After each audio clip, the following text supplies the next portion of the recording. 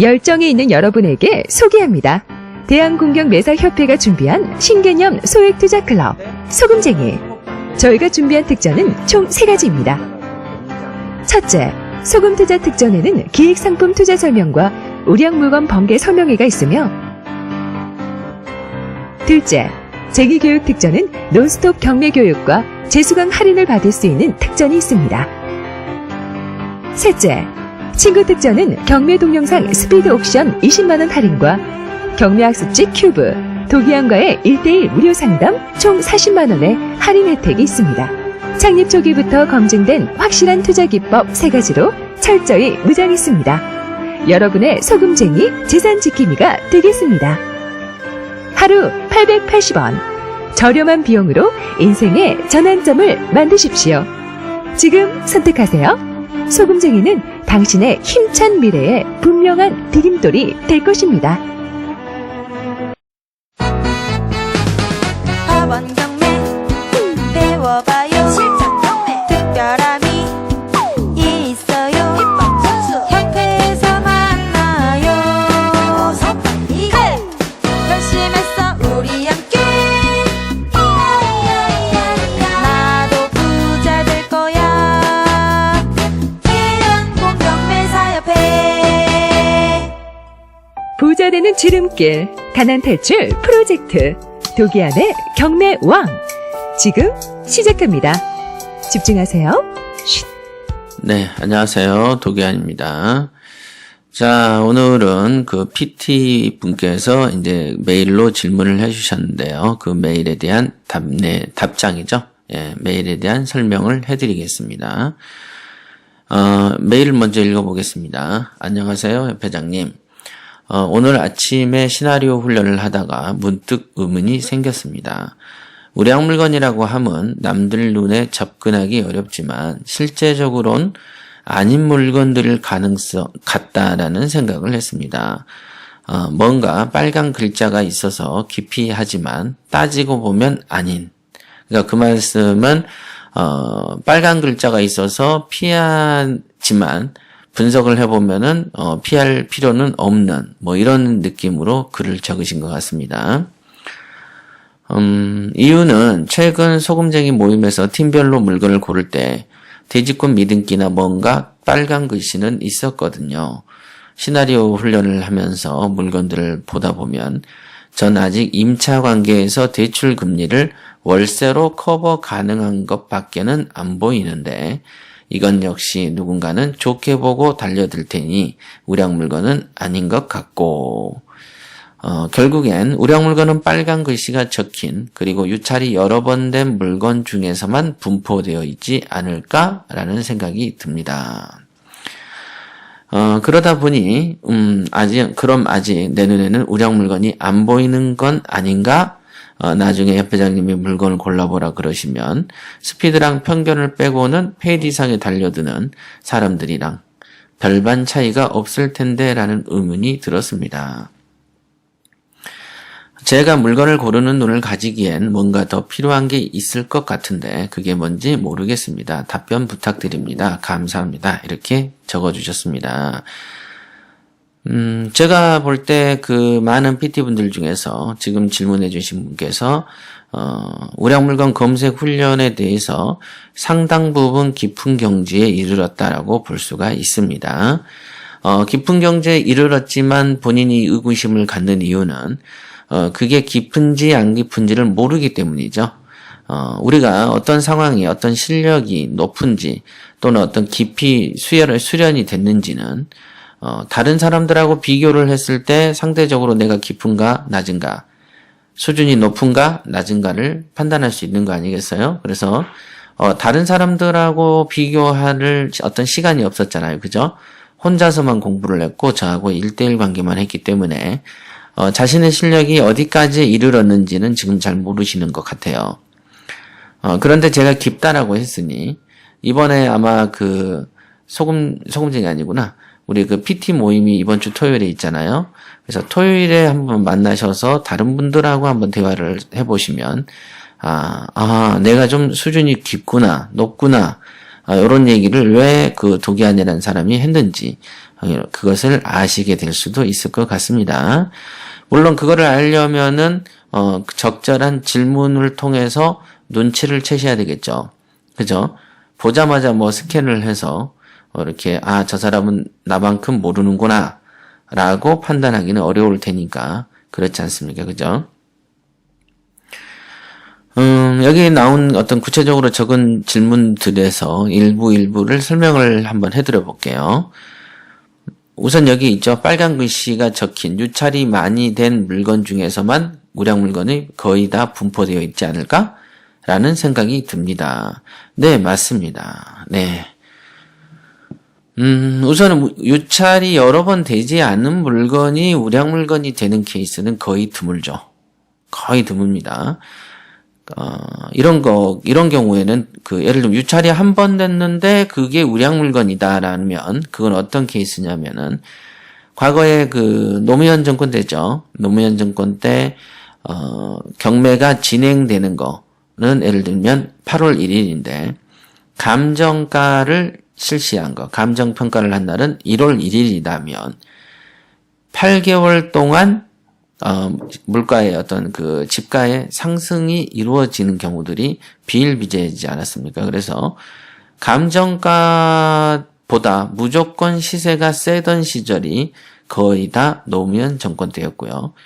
요즘 같은 경우에는 감정평가를 하는 시점하고 우리가 입찰 보는 시점 차이가 한 7, 8개월 되더라도 실제로 어떤 감정평가 금액보다 시세가 조금 더 낮은 경우들이 훨씬 더 많습니다.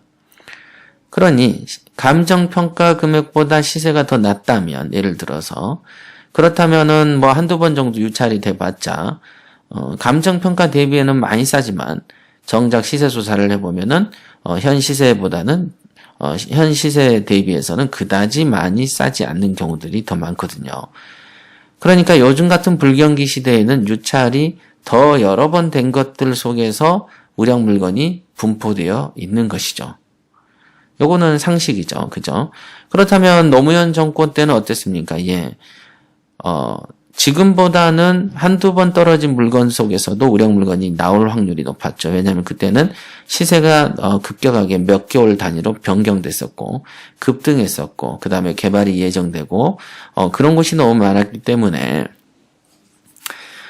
그랬기 때문에 그 당시에는 뭐 한두 번 정도 유찰이 됐어도 괜찮은 물건들이 있을 가능성이 지금보다는 더 좋았죠. 하지만 그 당시에도 똑같이 여러 번 유찰이 많이 된 것들이 더 고수익을 내는 것은 당연했습니다. 그러니까 결국에는 우량 물건은 빨간 글씨가 적힌 그리고 유찰이 여러 번 된 것 중에 분포되어 있지 않을까라는 생각이 든다.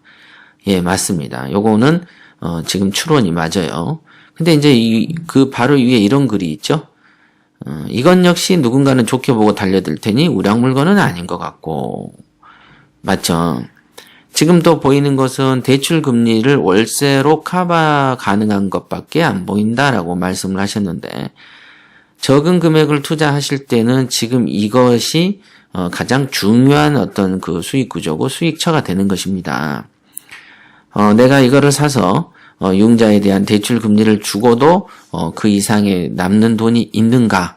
요게 저렴한 돈, 즉 적은 돈을 가지고 있는 입장에서는 가장 중요시 되는 구결이고 요거 하나만 잘 지키면 돈을 버는 그런 구결이죠. 그러니까 요거밖에 자기는 요 생각밖에 안 나는데 혹시 다른 사람은 이것 말고 다른 거를 더 생각하는 무엇인가 있겠는가라고 생각을 하는 거 아니겠어요? 아닙니다. 많이 뒤지면 뒤질수록 돈을 벌 수 있는 루트는 분명하고 선명하게 드러나죠. 지금 많은 분들 중에서 지금 금방 말씀하신 대로 대출 금리를 월세로 커버 가능한 것밖에 안 보인다라고 하셨지만 대부분의 사람들은 요 정도도 보지 못합니다. 그냥 생각으로만 그래 대출에 대한 이자를 주고 남으면 좋지라는 정도지 그거를 수익 모델로 삼지는 못하는 거죠. 그냥 좋은지는 알겠지만 어떤 걸 살 때 그저 예를 들어 보세요. 지분 경매에 빠져 있는 누군가가 있으면 그 지분 경매에 빠져 있는 그 누군가는 대출 금리를 월세로 커버 가능한 이런 수익 구조에 대해서 비관적일까요? 비판적일까요? 아닙니다. 이런 수익 구조를 좋아하지요. 하지만 그 사람들 입장에서는 동일한 선택의 기준이 상황이 온다면 당연하게 지분 경매를 더 하게 되는 것이죠. 유치권도 똑같죠. 여러 가지 선택, MPL을 하는 사람도 그렇고 여러 가지 선택의 순간에서 그쪽으로 더 간다는 것은 지금 현재 말씀한 대출금리를 월세로 커버 가능한 것밖에 안 보인다라는 것처럼 어떤 이 부분을 확연하게 좋아하는 마음이 들지 않기 때문이죠. 근데 지금 많은 어떤 그 공부를 하시면서 이게 보니까 대출 금리에 대해서 월세로 커버하고 내 손에 얼마가 떨어지는 거, 이게 참 정말 좋은 거구나. 이게 정말로 안정적인 거구나라고 생각을 하고 다른 것이 안 보이는 수준까지 갔다. 그거는 뭐냐면 공부를 좀 많이 했다. 이렇게 보시면 됩니다. 그렇지 않고 만약에 경매의 물건 검색이 부실하거나 이런 수익 구조 저런 수익 구조를 따져보는 머리가 모자라게 되면 지금 당연하게 그 질문자께서 당연하게 인식하셨던 부분을 다른 사람들은 작게 인식을 해서 또 다른 어떤 그 수익 모델을 쪽에 빠져 있게 되는 것입니다. 제가 그래서 경매로 돈을 버는 길은 16차선 대로변처럼 널찍널찍한 거다. 그냥 일반적인 물건에서 훨씬 더 큰 돈이 벌린다. 라고 이 얘기를 했던 것입니다. 그래서 특별한 아이템에 몰두하는 사람들의 특징은 뭐냐면 일반적인 우량물건 검색법하고 시세조사 분석법에서 또는 낙찰가 결정법에서 주어진 실력이 없기 때문에 자기의 실력 탓을 하지 않고 오로지 물건의 수익 모델의 차이에서 실패 원인을 찾은 나머지 희한한 곳으로 빠져드는 것입니다. 희한한 곳에서 더 특별히 돈이 될 곳이라고 선전되어진 곳으로 가는 이유는 오로지 자신의 경매 실력이 약해서 그런 것이다 라고 보시면 되겠고요. 지금 이 멘트를 딱 적은 걸 보고 저는 조금 더 물건 검색의 경지에 이르렀구나 라고 보는 것입니다. 근데도 다른 사람하고 비교를 못하다 보니까 나는 정말 다른 게 안 보이네 라고 생각을 하시는 것 같습니다. 그 다음에 그 아래쪽에 그러면 아직 내 눈엔 우량 물건이 안 보이는 거 아닌가? 그 다음에 협회장님께서 골라보라고 하면 스피드랑 편견을 빼고는 그냥 실력 없이 덤벼주는 사람하고 뭔 차이가 없을 텐데? 라는 의문이 들었다라고 또 말씀을 하셨는데요. 이 부분도 제가 얘기를 했었죠. 이 부분도 간단합니다. 간단해요. 자, 동네에서 술 취한 사람이나 어린아이들이 싸울 때도 주먹질을 합니다. 맞죠? 근데 운동을 해서 격투기 선수도 주먹질을 하죠. 그죠? 그러면 그 사람과 똑같은 주먹질을 해요. 운동을 안 배운 놈도 싸울 때 주먹질하고 물어뜯고 머리카락을 쥐어뜯고 넘어뜨리죠. 근데 운동을 배운 놈도 똑같은 짓을 하죠. 주먹을 던지지 장풍을 쏘는 건 아니니까. 그죠? 발차기를 해도 일반인도 발을 차고 격투기 선수도 발을 찹니다. 그러면 뭔 차이가 있습니까? 그게 바로 스피드와 정확도의 차이죠. 그죠? 근력의 차이, 스피드의 차이. 그래서 아마추어가 때리면 조금 덜 아픈데 프로가 때리면 되게 아픈. 그 아마추어는 주먹이든 발이든 좀 느리고 슬로우 모션처럼 이렇게 보이는데 프로 선수들이 움직이면은 뭔가 이렇게 정제된 듯한 공간을 가르는 듯한 그런 어떤 느낌을 받는 것 차이죠. 그러니까 그들과의 차이는 어떤 궤적의 차이도 있을 수 있습니다만은 외견상 바라보면 큰 차이가 없어 보여요. 하지만 스피드하고 파워 차이가 엄청나죠.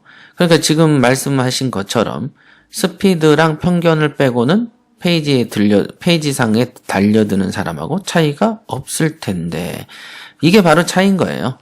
스피드랑 편견이 가장 큰 차이를 나타내는 것이고, 외부적으로 달라드는 거, 그거는 비슷해 보이는 것이죠. 하지만 보세요. 자, 나도 빨간 글씨가 많이 써진 거를 선호하고, 저 사람도 빨간 글씨가 써진 것을 선호했다. 이렇게 해보십시오. 예를 들어서. 그러면은 저 사람도 빨간 글씨를 조사하고 이렇게 뭔가를 관심 있어 하고 나도 빨간 글씨 써진 거를 감사해 하고 조사한다. 관심 있어 하고, 그러면 저 사람하고 나하고 뭔 차이지? 라는 생각을 지금 하시는 거지만요. 시세 조사 단계에서 경매의 편견이 깨져 있는 상태에서 조사하는 거하고, 편견이 있지만 누군가가 빨간 것 자체에서 좋은 게 있다라고 하고 얼핏 달려드는 사람하고는 시세 조사 단계에서 엄청난 차이가 나버리는 거죠. 대번에 튕겨서 나와버립니다. 대번에. 그래서 편견을 깨진 사람이 선택한 빨간 글자 있는 물건하고 편견이 가득 차거나 또 조금 깨지거나 반만 깨지거나 완벽하게 안 깨진 사람이 갖는 그 편견의 견해는 다르죠. 그래서 편견이 있으면은 낙찰가를 결정할 때 베팅력에서도 차이가 나지 않을까요? 그죠? 또 편견이 자기가 있는데 옆에서 누군가 가족이 살짝만 겁을 줘버리면 더 안 하게 되죠. 그런 거예요. 그래서 편견이 깨졌냐 안 깨졌냐 또는 스피드가 빠르냐 안 빠르냐에 따라서는 그거를 깨지 않는 사람하고 하나의 물건에 빨간색에 써져 있는 그런 물건에 덤비는 것은 외부적으로는 비슷해 보일지 모르지만 그 내부에 들어있는 수많은 원리와 어떤 실력 차이, 그 다음에 조금만의 난관이 부딪혔을 때 넘어지는 차이는 어마어마하다고 보시면 되겠습니다. 결국에 그들의 실력 차이는 변별력 있는 상황이죠. 즉 괴로운 상황, 즉 문제가 되는 상황을 접했을 때 누구는 쉽게 넘어지고 누구는 꿋꿋하게 전진하는 그 힘의 차이가 내부적으로 드러나는 것입니다. 그걸 깊이 아셔야 돼요. 지금 말씀을 하신 것은 본인은 충분히 깊은 경지에 올라 있지만 그거랑 비교할 대상과 사람과 논평을 해주는 사람이 없다 보니 야 이거 내가 하는 거랑 쪽이 초짜랑 뭐가 다르지? 라고 느끼는 것과 같습니다. 자기가 운동을 처음 시작할 때 30kg 들기도 힘들어했던 사람이 지금은 100kg로 역기를 든다면 그 사람이 그 사람 입장에서는 100kg가 늘 자기의 생활인 것처럼 느껴지겠죠. 그죠? 100kg를 들기 전에 90kg까지 드는 그 몸을 유지하다가 100kg를 들었을 것이기 때문에 자기가 100kg를 들었을 땐 자기의 일상이라고 생각하실지 모르지만은 아주 최초로 1년 전, 2년 전, 3년 전으로 거슬러 올라가서 본인이 최초로 역기를 들었을 때랑 비교해 보면 어마어마한 차이가 있는 것처럼 지금 질문해 주신 분께서도 처음에 경매에 대해서 몰랐을 때 스피드 검색 훈련, 그 다음에 시나리오 훈련을 쓰지 않았을 때 자신을 다시 한번 상기시켜 보시고 그때와 지금의 차이가 어떤 차이가 있는가를 보셔야 된다. 이렇게 조언을 해드리고 싶네요. 토요일 날 한번 오셔서 또다시 또 다른 질문들, 가려웠던 부분들에 대해서 상담을 받으시기 바랍니다. 자, 그럼 여기까지 하겠습니다.